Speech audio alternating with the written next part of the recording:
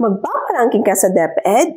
May master's degree ka ba? O di kaya may units ka na ba sa master's? So yun yung katanungan na dapat nasasagutin ng video ito dahil nga kung magpaparanking ka sa DepEd ay dapat may master's degree ka na talaga or di kaya may units ka sa master's.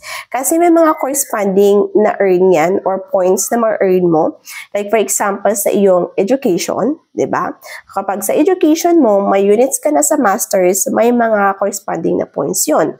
May mga increment pa yun. And ngayong araw, isasagutin natin diretso na kung ano yung mga corresponding na points na mga units na meron kayo or master's units na meron kayo. So of course, kapag wala kayong master's or units sa master's ay 0 talaga. So sasagutin natin ano nga ba yung mga corresponding na units, corresponding na points na mga units ninyo sa masters. Okay, so umpisahan natin sa 6 units, 9 units, and 12 units, everyone. Corresponding points nun sa iyong education, sa ranking will be 2 points. Next, for the 15 units and 18 units, so the corresponding point here that in your education will be 4 points. Kung meron ka namang 21 units, kung natapos mo na, may grade ka na ng 21 units, of course, that is 6 points. Kung 24 units naman, that is also 6 points. And kung natapos mo na din, may grade ka na ng 27 units na subjects mo sa masters. And may grade na yan, sa TOR mo na grade na. So therefore, the corresponding points is 8 points.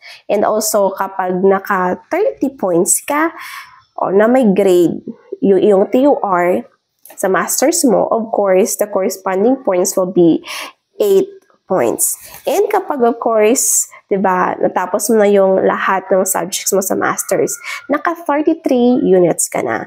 So, of course, yung corresponding na points nun will be 10 points. So, yun lang everyone. Ganun yung kadali. Kasi nga, kapag natapos mo na lahat ng subjects mo sa masters, of course, perfect na yung education.